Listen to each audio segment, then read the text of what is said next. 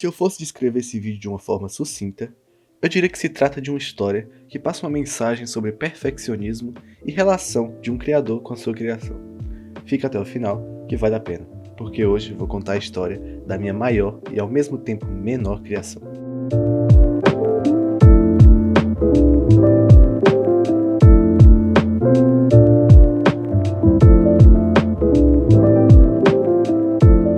Desde criança, sempre gostei de criar meus jogos. Comecei fazendo coisas simples no Roblox e no Bloxworld, o que me ajudou demais a aprender lógica de programação e a estar na posição que eu tô hoje. Eu me lembro de, quando criança, procurar no YouTube vídeos dos melhores jogos feitos no Blender, que era a única game engine que eu conhecia na época. E mesmo que fossem criações super simples, eu ficava feliz de saber que aquilo foi feito por uma pessoa e me imaginava um dia fazendo aquilo. Anos se passaram e um dia, em 2019, saindo de um evento de anime que estava tendo na minha cidade, eu recebi um panfleto sobre uma escola de programação de games que tinha aberto nas proximidades. Eu vi ali uma oportunidade de finalmente ter o direcionamento certo para começar a criar meus games, e alguns meses depois, num lugar bem pequenininho que tinha uma só sala, eu me matriculei no primeiro módulo do curso deles, que ensinava programação em C# e o básico do básico de Unity. O curso foi muito importante para que eu tivesse, de fato, um início no mundo da criação de jogos. Nessa época, a comunidade do Unity já era bem grande, tinham vários tutoriais grátis no YouTube, mas a maioria era para quem já sabia aquele basicão. Enfim, 3 meses se passaram e eu terminei o curso daquela escola incrível que infelizmente hoje fechou suas portas. Meu conhecimento era bem pouco, mas já foi suficiente para que eu criasse meu primeiro jogo, Whitehead. Esse nome é horrível e você descobre o porquê se procurá-lo no YouTube. Infelizmente não tenho mais a primeira versão dele em lugar nenhum, então vou mostrar imagens de um trailer que eu tinha feito pra ele na época. O jogo era super simples, você controlava o Whitehead, esse bichinho branco aí, e tinha que passar por 3 fases difíceis para dedéu.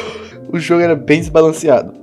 Tinha umas partes que eu não sei como eu pensei que o jogador poderia pensar em fazer o que eu queria que ele fizesse. Só pra tu ter uma ideia, existia uma mecânica que você tinha que cair em um trampolim de uma altura extremamente específica para subir o necessário para não morrer. Além disso, como você pode ver, a minha noção de desenho e animação era zero, fora que o jogo era mega bugado. Mas tem uma coisa que eu não posso negar, eu tava feliz. Eu não enxergava todos esses problemas na época, eu só me importava que eu tava muito feliz de finalmente ter realizado um sonho de criança meu, que era lançar um jogo. Depois disso eu contei pra vários amigos meus o que eu tinha feito, alguns deles jogaram, mas o que eu mais ouvi foi: lança pra celular.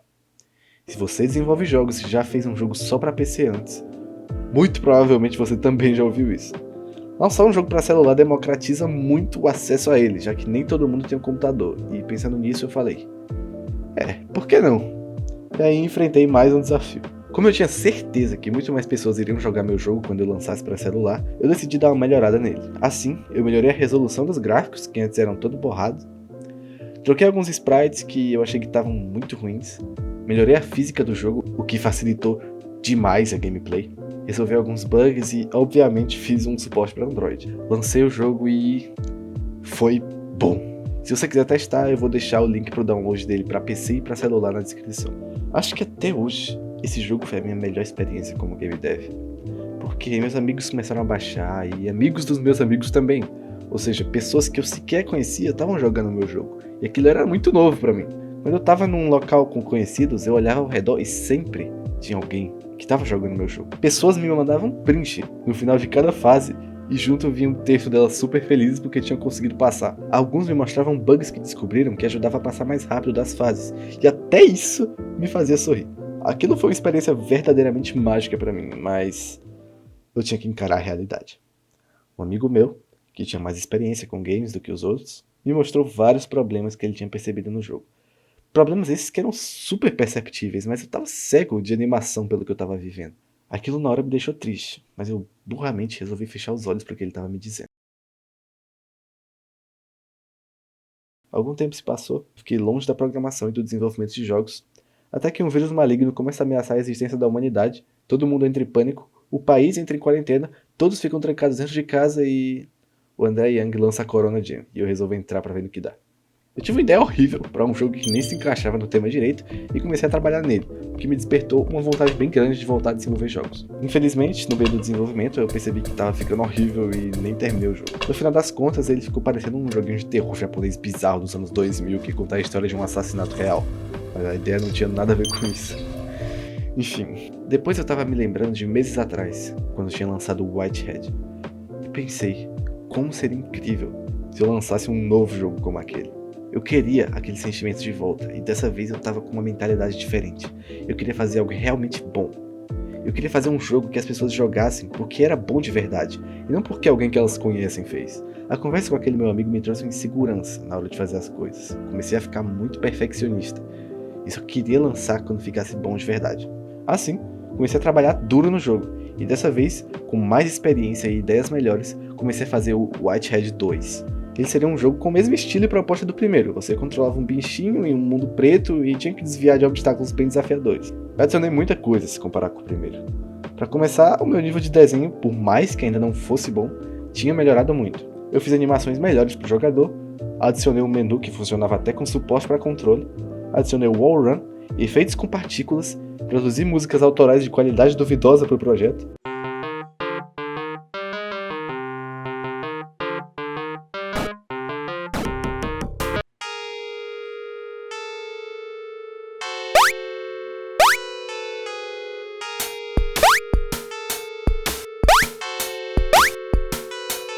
Adicionei uma boss battle e um monte de skin, como o Blue Head, o Android Head, exclusivo para quem baixa essa versão de celular, Dead Head, Steve Head, que é a minha preferida, essa coisa aí que eu inventei, Joker Head e Nego Ney.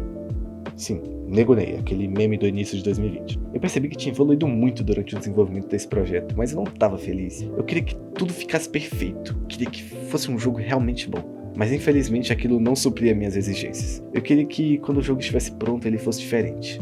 Queria que quando eu enviasse para as comunidades de desenvolvedores ele se destacasse como algo que tem qualidade de verdade. E aquele projeto com certeza não conseguiria. Depois que eu fui percebendo a quantidade absurda de bugs, a movimentação horrível dele e o completo caos que estava no código, eu resolvi abandonar o projeto. E pensei que devia esquecer essa cabecinha branca e seguir em frente com outros projetos. Nesse ponto, inicia-se o meu verdadeiro arco de treinamento. Aqui é que eu começo a de fato aprender sobre jogos. Esses joguinhos minúsculos que eu tinha feito, mesmo que só um tenha ficado pronto, já tinham me guiado para que eu tivesse no mínimo uma noçãozinha sobre cada área necessária para se criar um jogo. Eu sabia o básico de programação, sabia como funcionava a animação e na parte da música, pelo menos eu tinha tentado fazer. Eu aprendi muitas técnicas para fazer um jogo melhor. Estudei muita programação. Foi com certeza a área que eu mais evoluí e a que eu quero levar como a minha principal. Estudei bastante sobre arte e animação à mão, fazendo pixel por pixel, e animação utilizando mudança de propriedade dos objetos dentro dos jogos, como posição, tamanho, rotação, cor, etc. Por mais que eu não fosse um mestre nisso, é inegável que meu nível de arte deu um salto gigante. E na parte da música... Tá, continuam sendo bom nisso, mas ela também deu uma boa evoluída. Enfim, também tiveram muitos outros detalhes que eu estudei, mas se eu fosse citar tudo, passaria o dia inteiro aqui.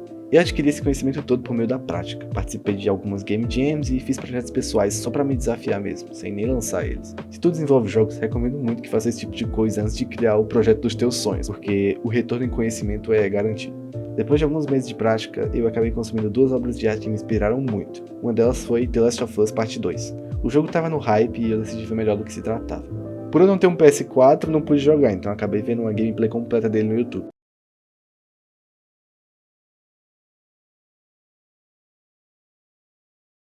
Inclusive, essa é uma dica muito boa para você que quer saber da história de um jogo, mas não tem como jogar.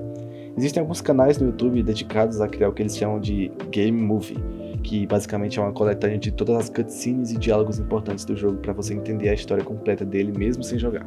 Tem uma galera que faz um trabalho muito bom relacionado a isso, então vale a pena dar uma conferida. Enfim, voltando ao foco do vídeo, esse jogo me mostrou que videogames são uma alternativa ótima para contar boas histórias, inclusive melhor do que filmes e séries. Um exemplo de como The Last of Us usa isso é quando no primeiro jogo da franquia é construída uma relação de empatia pela Ellie. Você acompanhou a jornada dela por um jogo inteiro, e quando chega no segundo, lá pro final do jogo, você tem que bater nela até quase matá-la, controlando a Abby, outra personagem que no segundo jogo também constrói uma relação muito forte com o jogador. Essa cena gera um impacto diferenciado pelo fato de ser você quem está no controle. Se você fica parado olhando, nada acontece, mas você quer saber o que vai acontecer. Você é forçado a fazer algo que você não quer ou duvida se quer. Tu começa a lembrar de cada detalhe que aconteceu no jogo e começa a pensar se aquilo realmente vale a pena de acontecer, se aquilo tá certo, quando na realidade não existe uma resposta para isso. É tudo uma mera questão de perspectiva. Joguem os dois The Last of Us, é bem brabo. Outro jogo que me inspirou demais foi Celeste. Esse eu joguei de verdade e zerei. Sinto que cada segundo que eu gastei com esse jogo valeu a pena. Ele na verdade foi o que mais me inspirou, já que seu estilo é mais parecido com o tipo de jogo que eu gostaria de trabalhar. Ele é um jogo 2D que combina muito bem pixel art com efeitos visuais, além de trazer um gameplay desafiadora e uma movimentação muito gostosinha de se controlar, coisa que eu nunca tinha atingido com nenhum dos meus jogos. Eu tinha tudo para começar a trabalhar num projeto novo, muito mais experiência e ótimas inspirações. Assim, veio à minha cabeça a ideia de bater novamente na tecla do Whitehead. Eu já tinha criado um apego emocional por essa criação. Tinha sido com ele que eu comecei minha jornada e era com ele com que eu queria continuar. Assim, escrevi uma história com ideias minhas e de alguns amigos, desenhei o personagem principal, anotei umas ideias de mecânicas e comecei a trabalhar.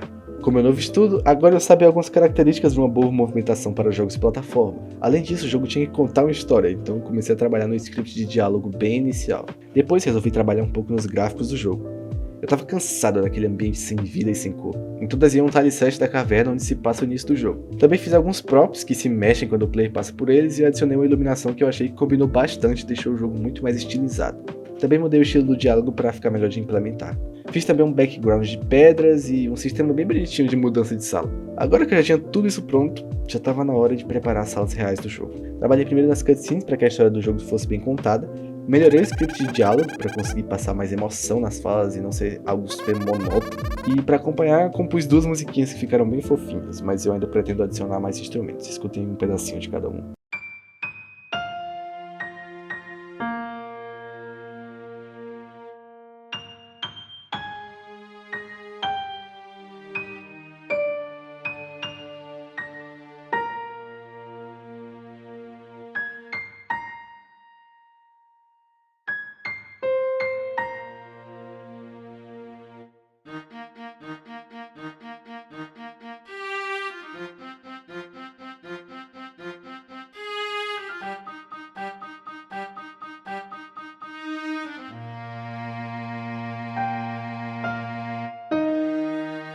Depois eu pensei que tinha alguma coisa faltando.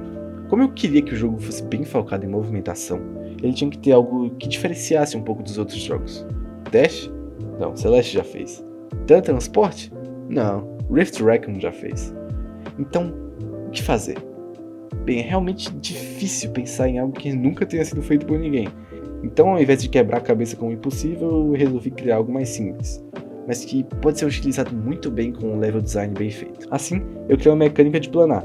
O Red infla e consegue planar por um tempo limitado, que ele recupera sempre que pisa no chão. Depois disso, para testar algumas fases de verdade, eu criei uma mecânica de morte, uma de salvar pontos diferentes de respawn dependendo de onde o player morreu, e adicionei alguns obstáculos. A pitada final, que deixou o jogo bem mais bonito, foi definitivamente o background que eu fiz. Eu não sou nem um pouco bom em desenhos de resolução um pouco mais alta, mas eu dei o meu melhor para que ficasse bonitinho, e eu acho que até que ficou.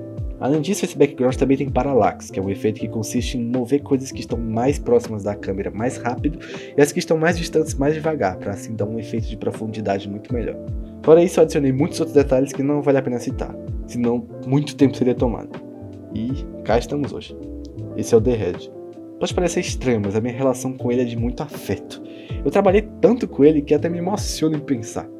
Eu não consegui deixá-lo de lado, sempre quis que ele fosse algo. Sempre quis que as pessoas gostassem dele do tanto que eu gosto. E até consegui isso com alguns amigos meus. Olha que desenho lindo que minha amiga fez. Olha o Funko dele que eu falei miseravelmente em fazer porque faltou material no meio do processo. É lindo. Eu fico muito feliz de gostar tanto de algo que eu mesmo criei. Mas existe algo que me incomoda. Como deu pra ver, eu fiquei meio perfeccionista depois que vi que o Whitehead não tinha sido o melhor jogo do mundo. Tanto que se não fosse esse perfeccionismo, talvez o Whitehead 2 tivesse sido lançado. E talvez eu não tivesse tirado do ar um jogo que me deu 9 dias de umas 12 horas diárias de trabalho. E assim tá meu sentimento com relação ao The Red. Todo esse processo de desenvolvimento que eu descrevi levou muito tempo. Tempo esse que eu tava em constante evolução. Então existem partes no código muito antigas que eu não estou satisfeito com elas, mas são essenciais para o funcionamento de todo o projeto. Essas partes do código geram alguns bugs que me incomodam demais. Eu tenho medo só de abrir o código de movimentação do jogador pra consertar alguma coisa. O sentimento é tipo daquele cara do Tá Chovendo Hambúrguer, quando ele entra dentro da máquina dele, depois dela ter virado um monstro que saiu do controle dele. Ok, talvez eu esteja exagerando um pouco. Enfim, também existem outros pontos que me incomodam no jogo. Ele ainda não tá num nível de qualidade que me agrada. Pode ser ingenuidade minha achar que um dia eu vou atingir esse ponto de perfeição trabalhando sozinho, mas que ainda dá pra melhorar, eu tenho certeza. Espero que um dia isso valha a pena, porque até agora só tem me dado dor de cabeça. Acho que ficou bem perceptível que a parte que eu tava mais feliz como desenvolvedor foi a que eu menos entendia do assunto. The Red e os Whiteheads são de longe a, entre muitas aspas, franquia que eu mais trabalhei durante minha jornada como desenvolvedor. Mais do que foi ao público, é a menor de todas. A única coisa publicada sobre tudo isso que eu tenho é o Whitehead. E muitos dos que jogaram sequer imaginam toda a história que tem por trás desse negocinho branco. Eu não posso dar agora uma resposta do que vai ser do The Red daqui pra frente. Eu ainda tenho muito a estudar e muito a decidir, mas podem ter certeza que logo logo virei com novidades. Espero que tu tenha gostado do vídeo, deixa teu like, se inscreve e se possível deixa um comentário. Tchau e até a próxima.